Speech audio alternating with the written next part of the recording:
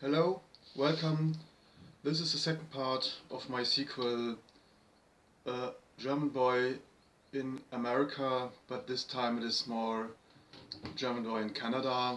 After a few days in New York, maybe 5, 6 days, we went to Toronto. This is where my other uncle lived, and well, so the eldest brother of my father, he took he brought us to Kennedy Airport again, where he picked us up a few days before, and well, he drove with his car and said goodbye, and then we took a airplane. It was a short fly to New York, Toronto. It's not a long distance, and usually the people take for this short distance a Greyhound bus, but well, okay. We So my mother decided to take an airplane, and we went to Toronto. I have something to add. The last part I showed this picture, and it was taken from Wall Street. I took it in Wall Street, and I said, well, I don't know who this guy is, but I remember, it's 40 years ago. My uncle said, well, look at the man at the stair, this guy here, or this man. It is Mr. Koch. It's the mayor of New York City, and well, I remembered it after I took my last video, and I remember this, and I was looking for this man, and I found out, yeah, it is. It was. His name is Ed Koch. He was the mayor in summer 1980 of New York City, and he stands beside this man. Well, I assume that he's maybe the same party like him, so, and he gives some support for this man here, but I don't know who this man is. Maybe you know, but the man on the stair, it is Ed Koch.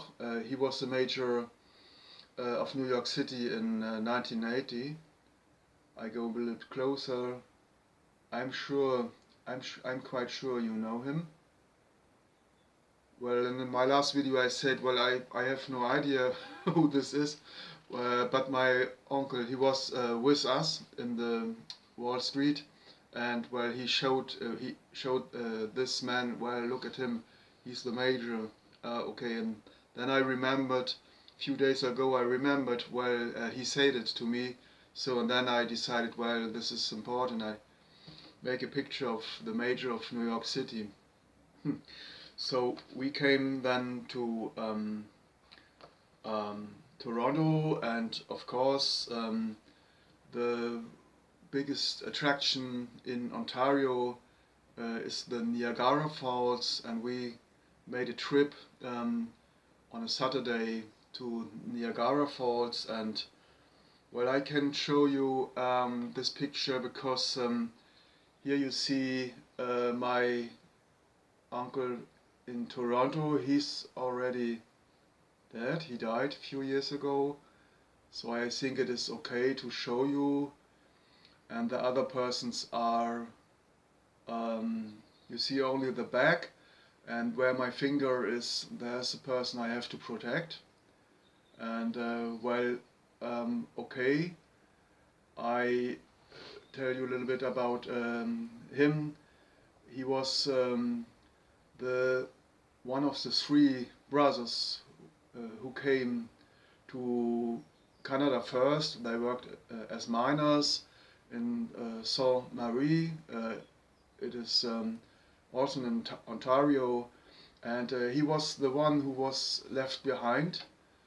Well, his elder brothers decided, well, we go in to America, to the US, and we are sorry, but we have to leave you here at the border. And he was not allowed to go into US because he looked too young. He was already 21, so that was in the end of the 50s. I don't know the exact year, but So and he told me later that well it caused some problems for him because then he was alone and well what can I do?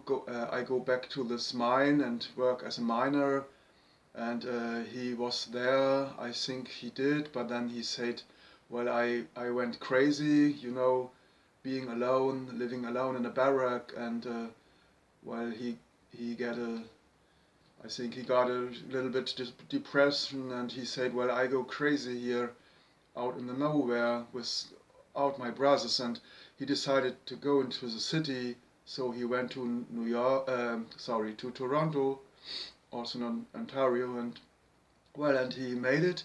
He found his wife later. He married. He had children, and he had the best life of these three brothers. The other two brothers, they went into U.S. To Chicago, and while one of his brothers, he worked very hard, and while there was something a health problem, his wife had a health problem, and he had to spend a lot of money. Um, you know, they did not have a health insurance. It is normal that many people in the United States they don't have it, and he had to spend a lot of money, so he lost a lot of money then after a few years, and it is somehow like God speaking. So well, he left his younger brother at the border, and he went with his older brother. So these two elder brothers they went into US and well they said goodbye and well we will write you a letter, you know, and it's not good to leave your younger brother alone in a strange country. So sometimes God is speaking, maybe telling, so you left your younger brother alone and well I take a little bit away from you. So but this two older brothers they were so blinded while we want to go to America, we want to go into the paradise and we want to make a lot of money, we want to become a rich man, you know, and normally they should have talked about what can we do, maybe why don't go all together to Toronto, but they were so blinded from this American dream they had, and there were no turning back for these two older brothers. So they left their younger brother in Canada, and well, God gave him a reward. He had a good family. He had a own house in Toronto. It was a nice house. It was a double house, so one half he had, the other half, you know, these two halves houses. I think it's typical for North America, you know, and well, and he had also a good job, a good company, and he had a health insurance. He had a normal working life, and his elder brothers in America they worked so hard, and the eldest brother he lost his job when he was 50, so he had some money at the stock market. He lost all this money, and in the end, his elder brother in New York, he had almost nothing, and he had still his house and had a good life in Canada. So this is sometimes how God is speaking. The one who are left behind, they sometimes they are winners. Well, he was a winner, you know. He had the best life of all of his other two brothers. They had a much harder life, and well, the eldest brother stayed in New York. He died in New York also a few years ago. He died alone. He never had a family. didn't find a wife in New York, and the other brother, he had already a wife, so he went to America with his wife, and after 9 years they returned to Hamburg. After 9 years Chicago, they turned because they were homesick. They couldn't come along with this American life somehow. He had the best life, and we were in Niagara Falls, and here you see me. Um, how I looked when I was 12. Well, I have to protect again somebody. I don't want to see this face, but you see my face, this red capit, and this is how I looked when I was 12, sitting beside the Niagara Falls, and we looked for this falls. There's one waterfall. It's on the U.S. side. It is looking like a line, and the other one is more looking like a horseshoe. It is around, and you can go under this waterfall. It was huge. It was amazing. This big water, masses of waters coming down, and and you can also go with a ship to this falls, but we didn't. We did we didn't do this. But it was amazing to see how close. And my uncle said, well, there were people also. There were men many years ago. They they went into a barrel, and then they closed the barrel, and then this man went down, and he asked me, would you like to do this? And I said, no, no way, would never do this, and this was maybe 100 years ago. Then there were crazy men who went into a barrel and then going down this waterfall. But he asked me this, and I said no, and he was laughing. Well, he was quite a funny man. He was in England as a boy after Hamburg was destroyed, after the war, so he was in a church, and this church had connections to England. Well, he lived in Dorset with one of his younger brothers. He was not the youngest brother, he had also two other younger brothers, and with another younger brother, they were two boys, and they lived in England for 2 years in Dorset. It's in the south of London somewhere. And he spoke good English because he learned English as a boy. So he had no problems with this language. And it's funny. He was a funny man. Sometimes he just started to dance, making boogie woogie, and then he could also do this Charleston, this hands on the knees and then changing. I can't do this, but somehow he learned it. After the war, there was a lot of American music, also in England, like Charleston and Dixie and Foxtrot, and he could make this Charleston dance with his knees, and he was a funny man, and I was thinking, well, this is a quite nice uncle. I never knew that I have such a nice uncle in Canada. I met him the first time in my life. Well, when I was born in '68, he was already there and had a own family, and and I met him the first time, and he was very nice and funny man, and I was thinking, why can't I have such a nice father? My father was not so funny, more serious, and not so, you know. It was nice to meet him, but we were there only for a few days. We went also on this tower, Toronto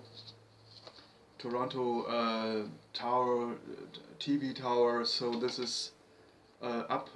Well, I showed it already in the last video, but here I'm standing, and well, there's another person standing here, but I can't show. And on the ground there was an interesting museum of science, scientific things like I don't know. You could have a wheel, and then you can stand on a platform with this wheel is going round, and then this wheel push you to one side, then to the other side. It was for kids that they can see the laws of physics or techniques. So they had an interesting museum down on this ground, so beside the tower. Toronto was, we were in the city also downtown, but uh, my uncle lived more in a suburb, so a huge city, many single houses, and it was much bigger than Hamburg. So downtown was only businesses and you know shops, and the most people lived far in the outside. So that was a quite other style of city than we have in Germany. In Germany, it's more comprimated. We live more together, and it's also Germany is one of the countries with the most density. You drive maybe 1 or 2 kilometers, then there comes the next city, the next town, and then 1-2 kilometers more, and the next village come the next town. And in Canada, when we went to the brother of my mother, he lived somewhere up on this Lake Superior, and we had to drive 2 days. And after one day, we stood in a motel. So the brother of my mother, he came also to Toronto with his car, and then after a few days, he took us to his place that was at the Lake Superior. And he about his own house, I can show you here. It was the first house at the entrance of the village, and there were not so many people, and we drove 2 days on a. It was not a highway. It was a road in the forest, and there were only trees, and we drove maybe many hours, and then there came only a motel or some houses, but it was so empty space for me. You know, in Germany you drive only 2 kilometers, and then the next village comes, and then you drive a whole day, that comes nothing, and then finally we reached his village where he lived with his wife, and it is maybe I show you why I cover his face. He's still alive, so I cover his face.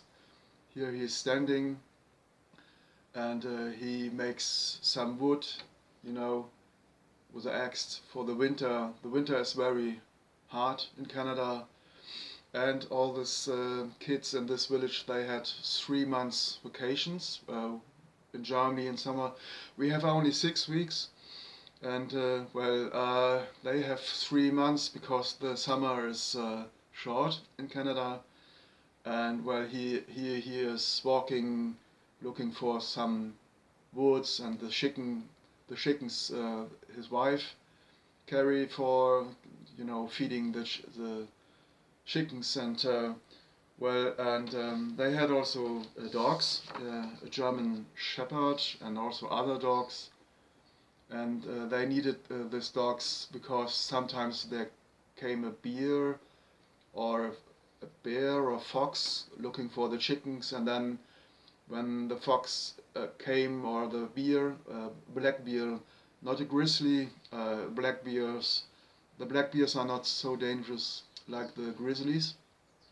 So when the bear comes in, the dog barking, and then the bear goes away or flee. So this is the reason why they have the dogs to protect these chickens here.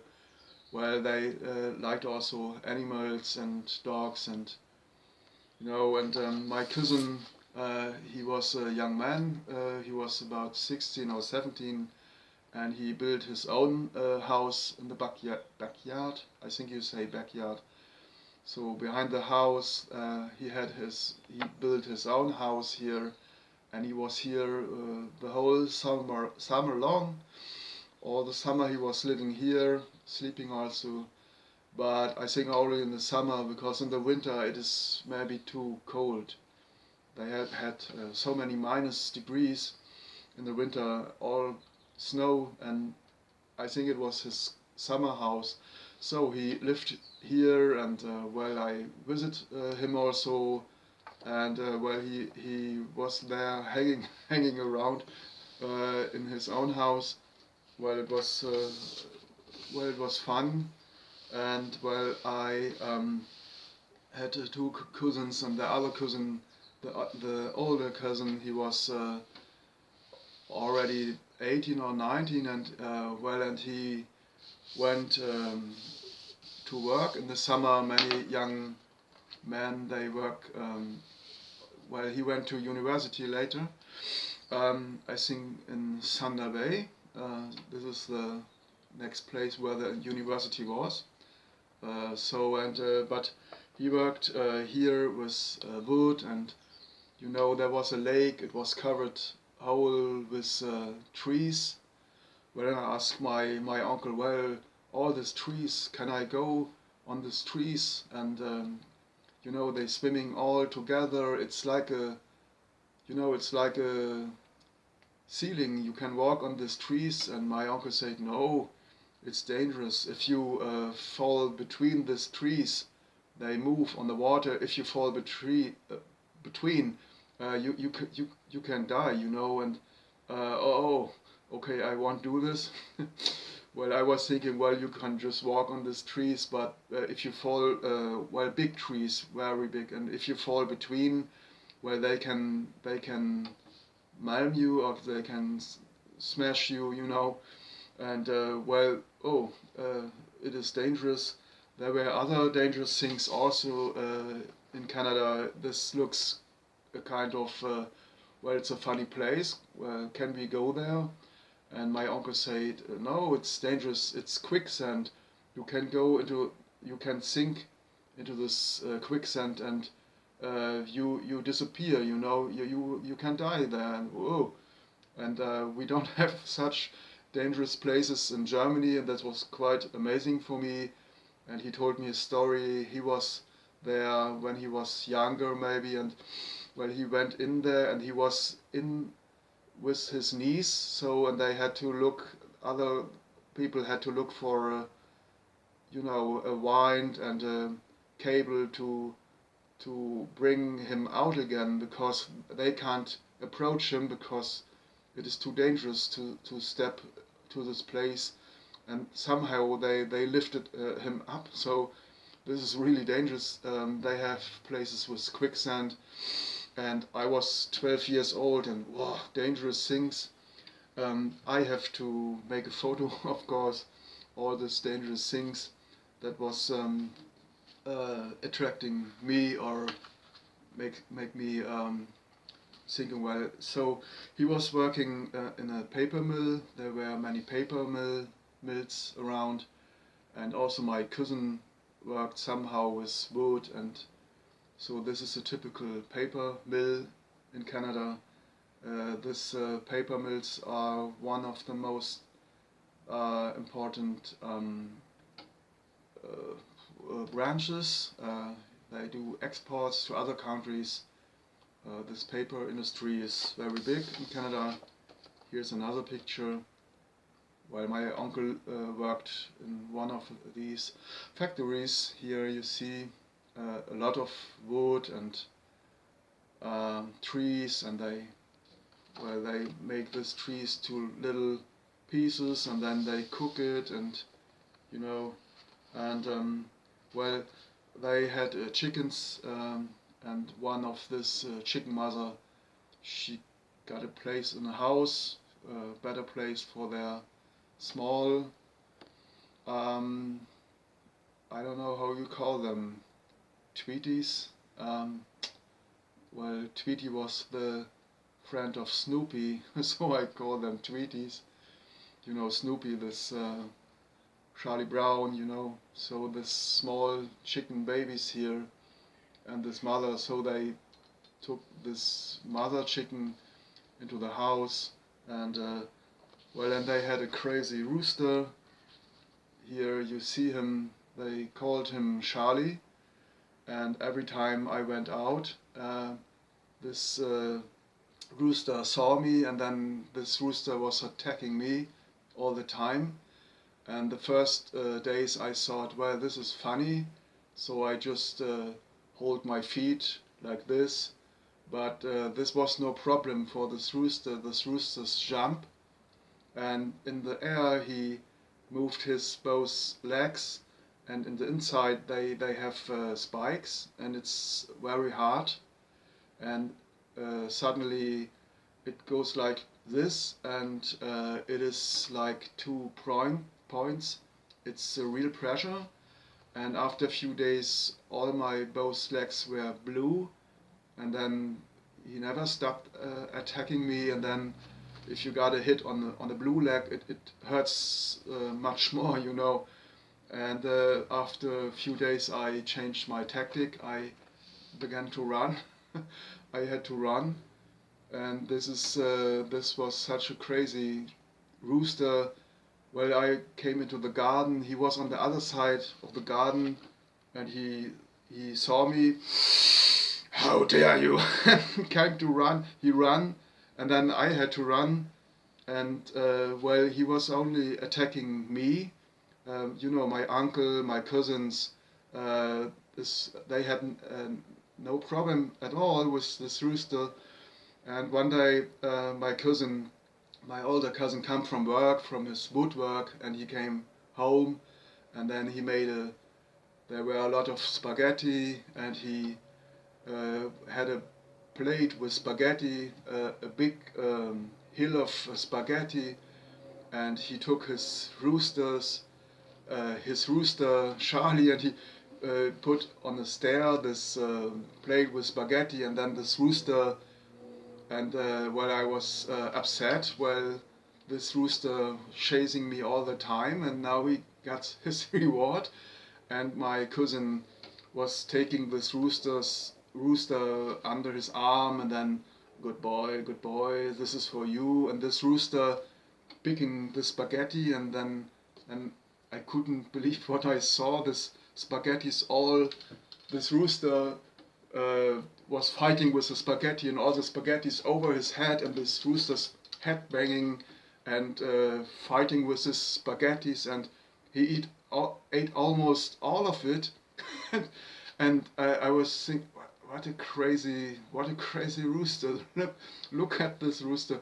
All the spaghettis throwing over his head, and picking again in this spaghettis, and then my cousin, well, good boy, you know, like a mafia boss, and it's his killer, you know. And then, well, I was thinking, well, that's good. Take your time, so I can walk here in peace in this garden. So take your time, take your meal. So, but when the meal was over, this rooster saw me again, and he had a new power, and then he came like, you know, this road runner, so make, came across the garden, and I had to run, and I tried to argue with this chick rooster, you know, well, how was your meal? What about a nap? Don't you want to have a nap, or maybe take a rest after your meal? But this rooster was not interesting in my German Argus, you know, words. I couldn't speak English to that time, and maybe this German language made him more angry. Well, let's hunt this little German fascist boy, you know, this little Nazi boy here. Maybe he didn't like my language, you know. Well, I'm kidding. I think this rooster didn't know me, and I was somehow not accepted by this rooster, and while he was chasing me all the time, I had to run around circles around something that was in the garden. So he was there, and then I was running like this, you know, and it was crazy. And while this rooster was really fanatic, was chasing me all the time. Well, there were other kids in this village. It was quite nice. So they had a build own, or one of my cousin. They built a baseball place. You know, there was a ground, and then they had somehow built it by their own, and then when it was ready, so they tried to teach me this baseball, and I had this baseball stick, and I tried to hit the ball, but I didn't know this game, and then one time I hit, and then I start to run, and somebody catch the ball, and I went to this guy who had the ball, and I was saying, "Oh, you want to give me the ball? Thank you." And no, no, not thank you. You are finished. You are done. What? Yeah. And he took the ball and uh, you know, take the ball, and he had the ball before I reached this point. Now I know this rules, but in that time I didn't know this rules, and I was thinking, well, thank you for the ball, so thank you. But he said, well, now we are done. You are out. Okay, okay. I didn't know this rules of this game. We don't have baseball here in Germany. Well, the main sport is soccer. You call it soccer, and well, okay, but the main sport in this village was baseball. And well, it was funny. Behind me there was a girl with a big glove and catching the ball, and she was going like this, and so when I was thinking, well, are you a lobster, you know, or a crab, shaking this big hands? So are you playing a crab, or you know, this little, you know, this lobsters with this big hands, and it looks for me like this. But I didn't catch the sense of this whole game. But so, and then I gave up this game. But but it was fun. All these kids, they went not to school in summer, so they played all the time baseball. Or one day we went to the Lake Superior with a car. One of the guys, older guys, he had a pickup, and we were sitting on this pickup, and then going down to this lake, and you know, and while my older cousin, he had a rifle, or my uncle had some rifles going for a hound, and then we went into the bush. It was behind this garden. There was a bush. They called it bush. It was forest. And then we went in, and then, well, he said, well, we maybe find a rabbit, and I said, really, a rabbit? And and I was so excited, and then I looked down. Well, I got one, and let's see. He went down, and then he said, no, it's only a leaf. It's not a rabbit. And oh shit! So I was so loud, and he said to me, if you are talking so loud, we will never see any rabbit. You know, you must be quiet. Okay, quiet. You know, I was so excited. I was always too loud. I had to talk all the time because I was so excited. You know, they have in Canada you have a rifle and you go for a hound. In Germany, there are so many laws. You have to. It is not allowed. Hunting is not possible for everyone. You need a special license, but in Canada it's free. The small animals these rabbits you can hunt as many you like, and you are allowed to shoot a beer, one beer in 1 year. They say it, and my uncle had also this teas of the black beers. Some guys they hang it around their neck. You know, this it's a big teas. It was big like a finger. So he had a collection of this teas. Also, he shot some bears in his life, and well, this black bears, they went also to this rubbish, this garbage places where the people bring this garbage in the forest. There's a hole, and sometimes the bears they came for this garbage to look if they find something.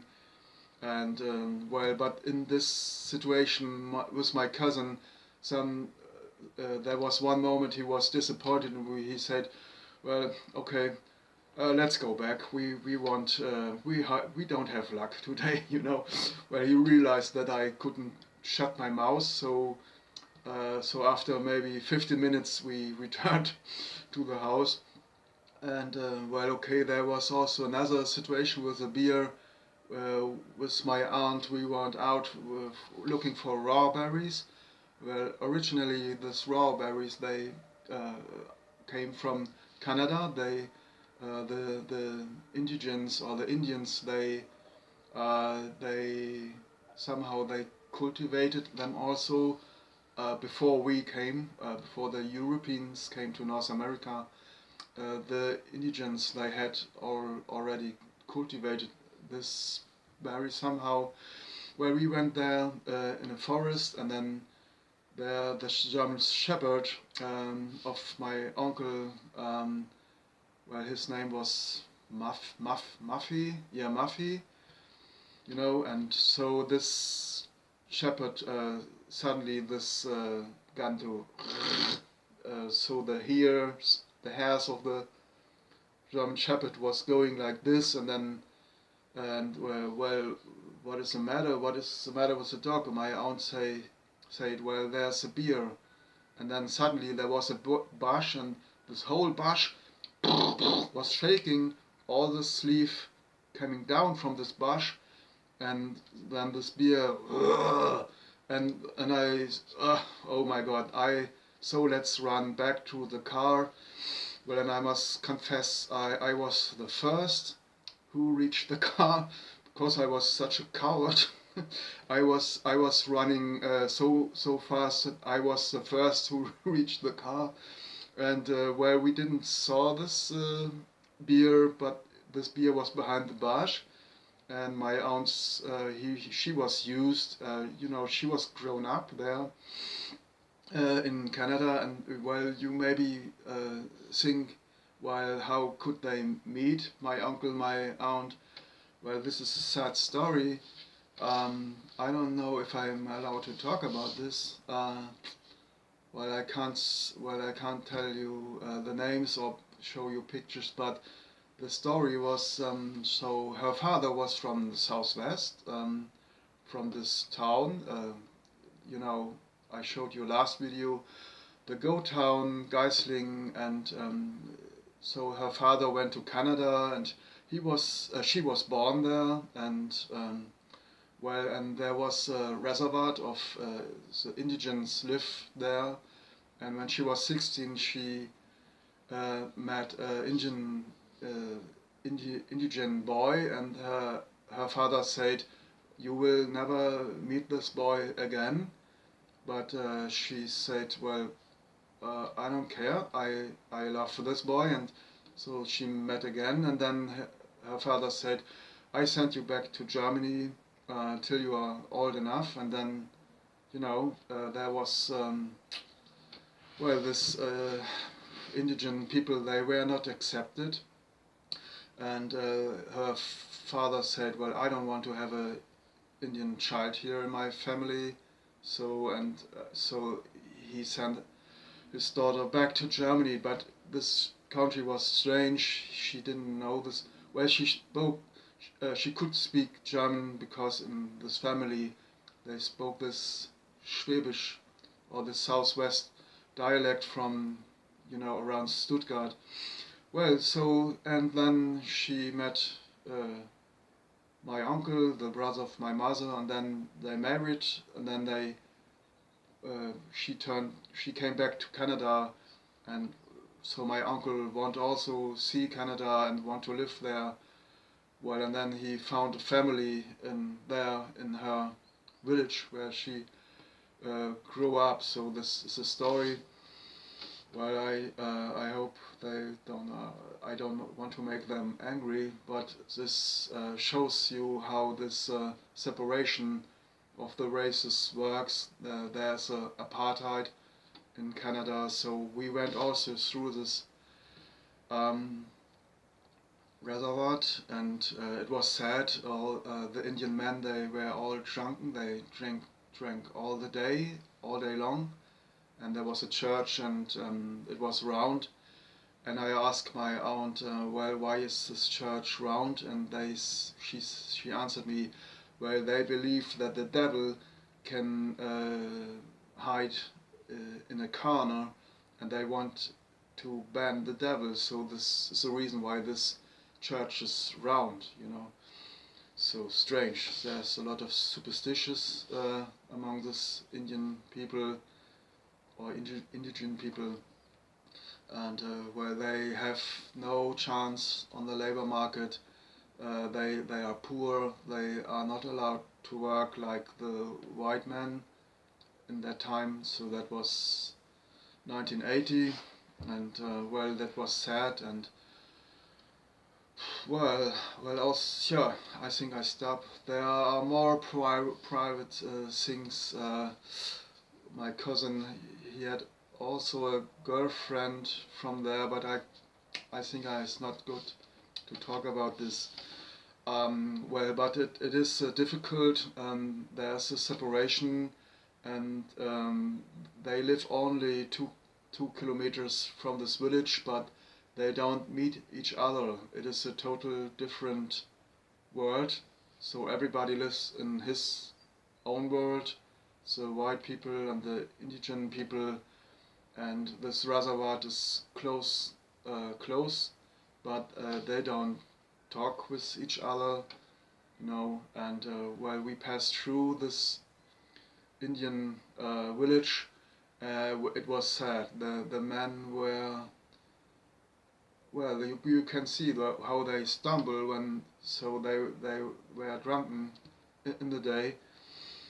Well, then we went to this lake, and the lake was so beautiful. But well, it was originally, it was their land, you know.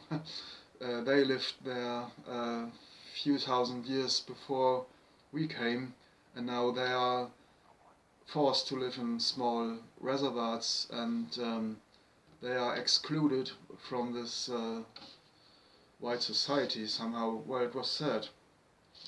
Yeah. Well, what else can I tell? Well, I had a fun there in this village, and well, this youth, they had uh, there was a house. It was left.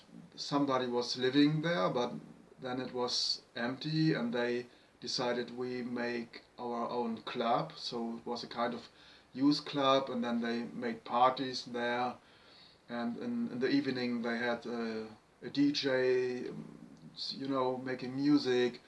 And so, and there was one guy, he liked me a lot, he liked me much, and well, he said, well, this boy needs a girlfriend, so now it's dancing time, so here, let's dance. So he brought me to this girl, so well, let's dance. And they had a slow music, and so that was a kind of, you know, standing close together, embracing.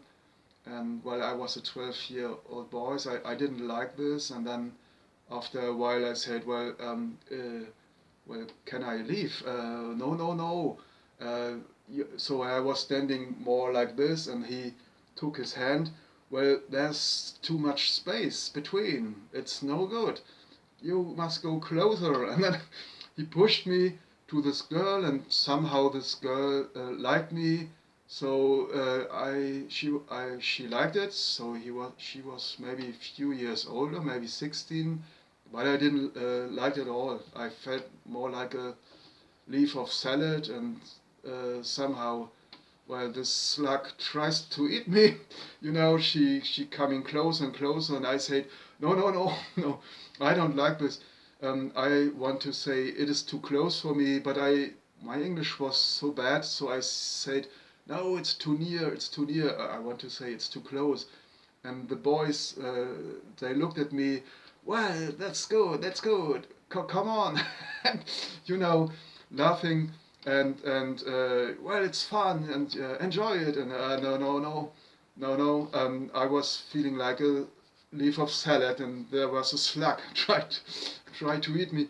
So and I run away from this dancing floor, and I didn't like this. And but this teen people, they liked a lot. And somehow in North America they have not so much problems with finding together. In Germany it is more, it takes a longer time. You know, you make first some dates, and you can't go so close. It takes some dates until, you know. But this young people in North America, well, they are more offensive, I guess. And well, anyway, I was too young for this. I was only 12, and well, I was thinking, oh my God, let's let's go away. So I flee from this dancing floor, and well, okay.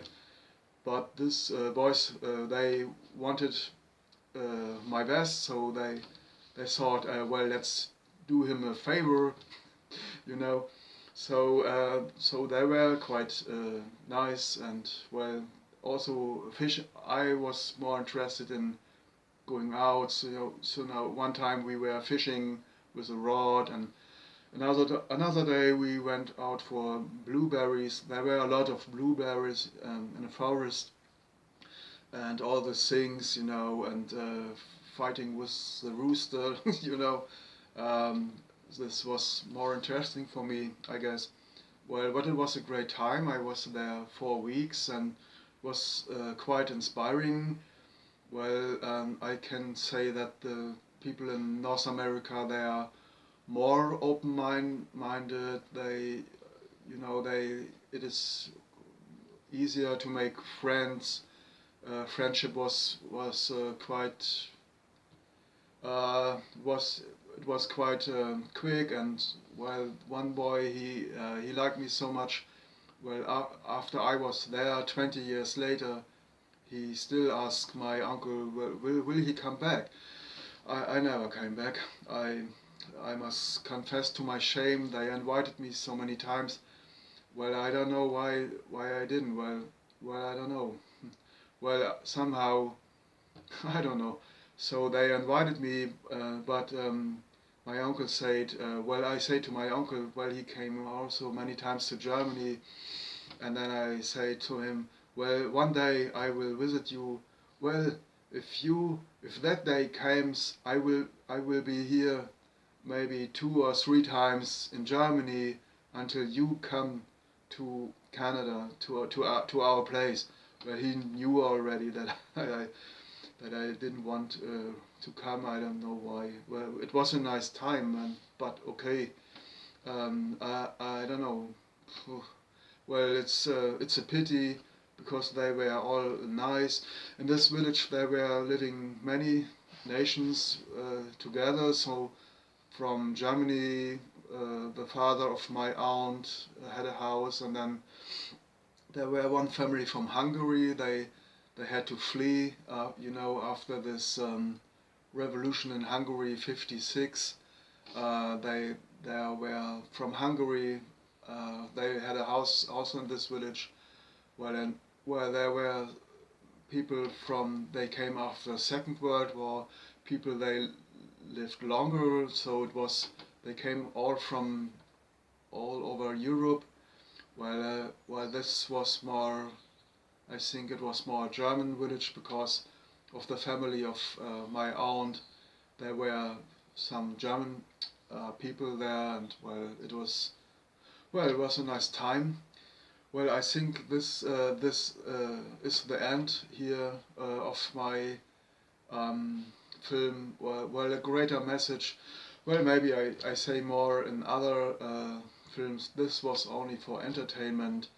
How I was uh, well, was my impression was when I was in New York and Toronto and at the Lake Superior, and I must say this place, the brother of my mother lived, this Lake Superior, that was most the most fun for me because of this the kids in this village and all this funny things they they did in the summer and maybe I have missed something, but well, that was I think that's enough. And well, then the other videos will be more serious. This was just for entertainment. See you next video.